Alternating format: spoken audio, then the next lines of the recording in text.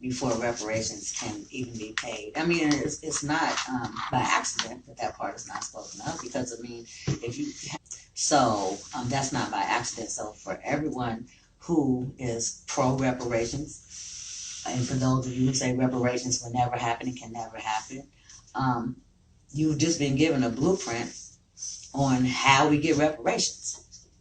Period. It's not going to come through, a tax refund or anything like that, a stimulus check, a Trump check, or nothing else like that. It's not going to come that way. So night.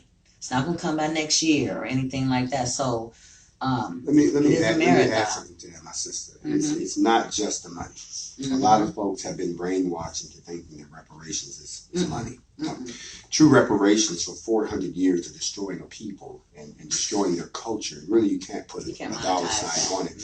No. I take nothing away from the Jewish Holocaust. I take nothing away from the Japanese internments. I take nothing away from any of those actions.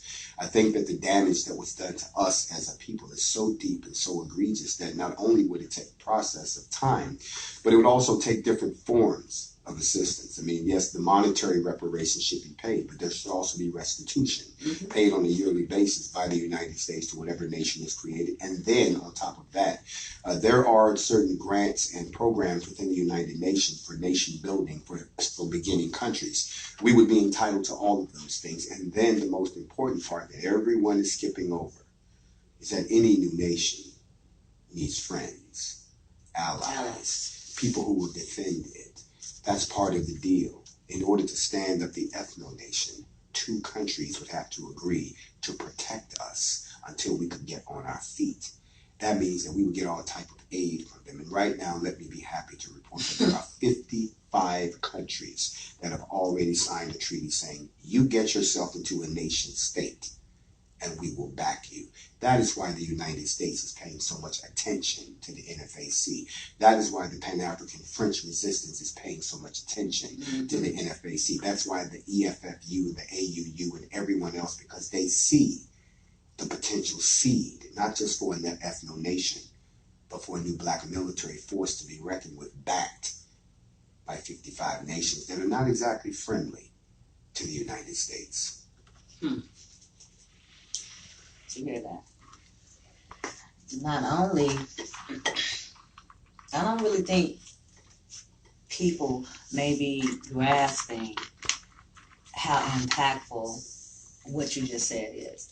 Because a lot of the reason why other movements were momentary is because you did not have global support. We're talking global. We're not talking regional. We're not talking national. We're talking global. Global. And when you think about, I think us in the United States, we have a tendency to think that everybody thinks the way we think about things. That everybody is aspiring to be how we are in this country, that we are the best things in sliced bread and that, whatever. And that's could be furthest from the truth. If you've traveled anywhere, you would know that people are very proud of where they come from. They just want their situation better. So if they can't make it better, sometimes they have to leave. What's the difference? What is the difference? And so I think that people really need to, especially the people, in the scare camp or the y'all gonna get killed camp, really need to sit down and do a deep dive. This is not whenever something, I think a lot of people have the opinion that, the NFAC is trying to be like the black Superman. Like, okay, soon as some injustice happens, here comes NFAC coming to the rescue. That's not, please speak to that, because people have asked me, well, how come the NFAC hasn't come here? Well, how come the NFAC hadn't come here when my brother got shot? Well, that's your brother. What did you do? That was my response, but I'm going to let you speak to that on behalf of the NFAC. On behalf of all of my members of the NFAC that are tuned in, I salute you, NFAC for life, MFs, we all know that. And for all the people that have been inspired by the creation of the NFAC, whether it was the Stone Mountain Revenge Objective or the trying to get justice for Breonna Taylor initiative, which is still going on in Louisville, or any of our other endeavors that we've managed to take on. I salute all of you, including all of my partners worldwide. I salute all of you before I answer this. The NFAC is not the global police. It's not the black police. We're not the black Batman. And we're not supposed to run around and address every injustice that's ever happened. So stop. Stop with the why don't we? Because I'm going to come right back at you and say, why haven't you?